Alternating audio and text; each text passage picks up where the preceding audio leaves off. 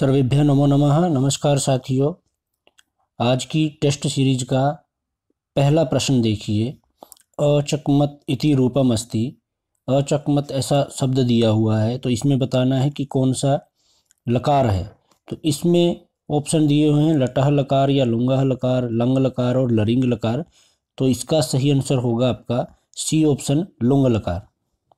और जो ये पूरा लुंग लकार है वो किस प्रकार से, देखिए, अचकमत, अचकमताम, अचकमन, इस प्रकार से, अचकमह, अचकमतम, अचकमत, इस प्रकार से ये पूरा अचकमत का लुंग लकार होता है। अगला प्रश्न देखिए, चिक्रेथ इति रूपम भवति। चिक्रेथ जो यह रूप है होता है किस सूत्र के द्वारा यह होता है, तो देखिए, और किस अर्थ में यह धातु रूप है चिक्रेथ। तो क्रिय करने में या क्रिय विक्षेपे, क्रिय द्रव्य विनिमय या क्रिय हिंसायाम। तो इसका सही आंसर होगा क्रिय द्रव्य विनिमय, दूसरा ऑप्शन इसका सही होगा। और ये किस में बनता है, लिट लकार का मध्यम पुरुष का एक वचन बनता है चिक्रेथ। अगला प्रश्न देखिए, गावः पदस्य वचनमस्ति। गावः पद का वचन है, कौन सा वचन है ये बताना है। तो गावः शब्द होगा बहुवचनम। कौन सा होगा, बहुवचनम इसका राइट आंसर होगा, क्योंकि इसके रूप ये गो शब्द का है। किसका है, गो शब्द का। और गो शब्द के रूप कैसे चलते हैं, प्रथमा बनेगा इसका गौहु, गावऊ, गावऊ और गावः, इस प्रकार से गौहु प्रथमा बनेगा एक वचन, द्विवचन गावऊ और गावः बहुवचनम, इस प्रकार से बनता है। अगला प्रश्न है, स्तुत्यः इति पदे इति शब्दे प्रत्यय अस्ति। स्तुत्य शब्द में बताना है कौन सा प्रत्यय है। तो इसमें प्रत्यय होगा आपका क्यप प्रत्यय। ऑप्शन नंबर सी इसका सही होगा, क्यप प्रत्यय। और क्यप प्रत्यय किस में आता है, ये आता है कृत्य प्रत्यय में। किस में आता है, कृत्य प्रत्यय में। और कृत्य प्रत्यय कितने हैं, वो 7 हैं। कितने हैं, 7 हैं। वो 7 कौन कौन से हैं, देखिए, पिछली बार भी यह प्रश्न आया था स्टेट में। पहला है तव्यत। कौन कौन से हैं, देखिए 7, तव्यत, तव्य, अनियर, अनियर। इसके बाद है यत, यत प्रत्यय, फिर अण्यत प्रत्यय, फिर कौन सा है, अण्यत प्रत्यय, फिर क्यप प्रत्यय और केलिमर प्रत्यय। कौन सा होगा, केलिमर प्रत्यय। इस प्रकार से ये 7 कृत्य प्रत्यय होते हैं। अगला प्रश्न देखिए, मासिकम में प्रत्यय है। मासिकम में कौन सा प्रत्यय होगा, मासिकम में प्रत्यय होगा भाई आपका ठय प्रत्यय। कौन सा प्रत्यय होगा, ठय प्रत्यय। ऑप्शन नंबर बी सही होगा। कालवाचक शब्द से ठय प्रत्यय होता है, और मासिकम क्या है, मास कालवाचक है। और किस सूत्र के द्वारा होता है, काला। देखिए सूत्र कौन सा है, काला टठय, काला टठय, इस सूत्र से ठय प्रत्यय होता है।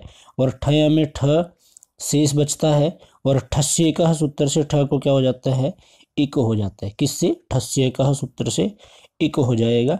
और यसेति च एवं अनुबंध लोप करके ये मासिकम शब्द बनता है। अगला प्रश्न देखिए, व्याघ्रः चर्मणि द्विपिनम हंति। वाक्य में चर्मणि है, इसमें व्याघ्रः चर्मणि द्विपिनम हंति में जो चर्मणि शब्द है वो क्या है, किस विभक्ति के द्वारा, कौन सी विभक्ति हुई है इसमें, सप्तमी विभक्ति, तृतीय विभक्ति, चतुर्थी या प्रथमा। इस प्रकार से ये 4 ऑप्शन दिए हुए हैं। तो इसका जो राइट आंसर होगा वो होगा सप्तमी विभक्ति। कौन सा, सप्तमी विभक्ति। इसमें जो फलभूत चरम की प्राप्ति के लिए ही वध व्यापार होता है, इसलिए चरम में कौन सी विभक्ति होगी, सप्तमी विभक्ति होगी। अगला प्रश्न है, यविव्य गाम वार्यति इत्यस्मिन् वाक्ये कारक सूत्रम प्रवृत्तम। तो यविव्य गाम वार्यति, तो इत्यस्मिन् वाक्ये कारक सूत्रम, इसमें कारक सूत्र कौन सा होगा, तो ये आपका होगा वारणार्थ, वारणार्था नाम इप्सितः, इस प्रकार से होगा। इस सूत्र में क्या होता है कि लगे हुए को हटा देना। वारणार्थ मतलब वारण अर्थों वाली धातुओं के योग में इप्सितम, इप्सित पदार्थ की कौन सी संज्ञा होगी, अपादान संज्ञा होगी। कौन सी संज्ञा होगी, अपादान संज्ञा होगी। और इसलिए कौन सा उदाहरण बनता है, यवेभ्य गाम वारयति, वह जौ से यव जौ से गाम गायों को वारयति रोकता है या हटाता है। अगला प्रश्न देखिए, गोमयाद वृश्चिकाः जायन्ते इत्यस्मिन् उदाहरणे किम कारकम अस्ति। गोमयाद वृश्चिकाः जायन्ते, इस सूत्र में, इस उदाहरण में किम कारकम सूत्रम की कौन सा कारक सूत्र लगा हुआ है। इसका सही आंसर पहला ऑप्शन ही होगा, जनिक्रतु प्रकृति। जनिक्रतु प्रकृति सूत्र से यह उदाहरण बनता है। और जनिक्रतु प्रकृति सूत्र से क्या होगा, जन के कर्ता का मूल कारण क्या होगा, अपादान होगा। जैसे ब्राह्मणः प्रजाः प्रजायन्ते, कि ब्रह्मा जी से समस्त प्रजाएं उत्पन्न होती है। ठीक है, गोमयाद वृश्चिकाः जायन्ते, तो वही हो गया। अगला प्रश्न देखिए, अगला प्रश्न है निष्कौशाम्बिः इत्यस्मिन् समासो अस्ति। निष्कौशाम्बिः में नित्य तत्पुरुष समास होता है। कौन सा समास होगा, नित्य तत्पुरुष समास। ऑप्शन नंबर पहला इसका बिल्कुल सही होगा। अर्थ शब्द के साथ नित्य समास और विशेष्य के अनुसार लिंग निर्धारण होता है, इसलिए यह नित्य तत्पुरुष समास है।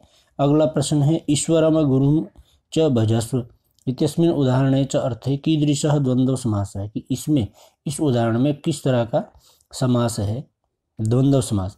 तो द्वंद्व समास के बारे में आपको बताएंगे, लेकिन सबसे पहले इसमें कौन सा होगा, समुच्चय अर्थ में। ऑप्शन नंबर डी इसका सही होगा। समुच्चय अर्थ में जब परस्पर निरपेक्ष अनेक पद, निरपेक्ष अनेक शब्द किसी एक में अन्वित हो जाते हैं, किसी एक में अन्वित हो जाते हैं, तो वहाँ पर समुच्चय नामक चा अर्थ रहता है। जैसे ईश्वरम गुरुम च, मतलब ईश्वर को भजो और गुरु को भी भजो, इस प्रकार से। इसके पश्चात अगला प्रश्न है उत्थानम इति पदस्य संधि विच्छेदो भविष्यति। जो उत्थानम पद है, इसका संधि विच्छेद क्या होगा, तो इसका होगा उद प्लस स्थानम। ऑप्शन नंबर बी सही होगा, उद प्लस स्थानम। इसमें क्या होगा, खरीच सूत्र से यदि झल प्रत्याहार वर्ण के बाद क्या हो, कोई खर हो, प्रत्याहार का वर्ण हो, तो झल के स्थान पर क्या होता है, चर हो जाता है। ठीक है। अगला प्रश्न है शिवो अर्चः का संधि विच्छेद। तो पता नहीं कितनी बार ये प्रश्न हमने कर लिया, इसका पहला ही ऑप्शन सही होगा, शिवस प्लस अर्चः, वेरी इंपॉर्टेंट है। और ये अगला प्रश्न है अधोलिखितेषु खकारस्य बाह्य प्रत्यन विषयकम उपयुक्तम विकल्पम चिनुत। उपयुक्त विकल्प चुनना है, इनमें से कौन सा होगा। तो इसका सही आंसर जो होगा वो होगा तीसरा, बाह्य प्रत्यन के विषय में उपयुक्त जो है वो बताने हैं। विवार होगा, श्वास होगा, अघोष और महाप्राण होगा। ठीक है। अगला प्रश्न देखिए, क एकः कामज व्यसने न गणितः। तो इसका सही आंसर होगा मृगया। ऑप्शन नंबर नहीं भाई, ऑप्शन नंबर डी सही होगा, असूया। ठीक है, जो असूया है वो काम व्यसन जन में नहीं परिगणित है, क्योंकि इसका वर्णन मनुस्मृति में प्राप्त होता है। अगला प्रश्न है कौटिल्य अर्थशास्त्रे आन्वीक्षिकी त्रयी वार्ता दंड नीति इत्येता का, कि ये चारों क्या है कौटिल्य के अर्थशास्त्र में। तो ये चारों क्या हैं, विद्याएं हैं। तो ऑप्शन नंबर कौन सा सही होगा, सी होगा। मतलब कौटिल्य ने बताया कि राज्य के कार्य संचालन के लिए इन 4 प्रकार की विद्याओं का उल्लेख किया गया है। राजा को इन 4 विद्याओं का ज्ञान समुचित रूप से होना चाहिए, जिससे उस शासन में क्या हो, सहजता होगी। अगला प्रश्न है याज्ञवल्क्यानुसारम सामान्यतया न्यूना अति न्यूनः कियन्तः साक्षिणः अभिष्टः। याज्ञवल्क्य के अनुसार कम से कम कितने साक्षी होने चाहिए। तो इसका सही आंसर होगा त्रयः, 3 साक्षी कम से कम होने चाहिए। मतलब किसी भी वाद में अगर कोई गवाही हेतु, अगर हमें किसी की गवाही लेनी हो तो उसके लिए कितने गवाह होने चाहिए, कम से कम 3 होने चाहिए। और साक्षी को हमेशा, जो गवाह है उसको हमेशा क्या बोलना चाहिए, सत्य बोलना चाहिए, किसी प्रकार का पक्षपात न करते हुए दोषयुक्त होना, दोष युक्त नहीं होना चाहिए। अगला प्रश्न है काव्य मीमांसायाः प्रथमाध्यायस्य नाम। काव्य मीमांसा के पहले अध्याय का नाम बताना है कि क्या है। तो पहले अध्याय का नाम है शास्त्र संग्रह। कौन सा? ऑप्शन नंबर 1 सही होगा। और जो शास्त्र निर्देश है ये द्वितीय अध्याय का नाम है। और जो पद वाक्य विवेक है ये है आपका षष्ठम अध्याय। और जो काव्य पुरुष उत्पत्ति है ये होगा तृतीय अध्याय। ठीक है, शास्त्र संग्रह पहला, शास्त्र निर्देश दूसरा, काव्य पुरुषोत्पत्ति तीसरा और पद वाक्य विवेक छठा होगा। किसका? काव्य मीमांसा का। अगला प्रश्न देखिए, मनुस्मृतौ दुर्ग भेदः कति विधः। जो मनुस्मृति है इसमें दुर्ग के भेद बताए गए कि दुर्ग कितने प्रकार के होने चाहिए। ठीक है, तो दुर्ग होने चाहिए 6 प्रकार के। और 6 प्रकार के कौन कौन से होने चाहिए देखिए। पहला होना चाहिए धन दुर्ग। कौन सा? धनु दुर्ग, धन नहीं, धनु दुर्ग होना चाहिए। मतलब जिसके चारों तरफ क्या हो? निर्जल प्रदेश हो। क्या हो? निर्जल प्रदेश हो। दूसरा होगा मही दुर्ग। कौन सा? मही दुर्ग होगा जिसके चारों ओर जमीन कैसी हो? टेढ़ी मेढ़ी जमीन हो, मतलब समतल जमीन न हो। तीसरा होगा जल दुर्ग। जल दुर्ग का मतलब क्या है? जिसके चारों ओर क्या हो? जल ही जल। ठीक है।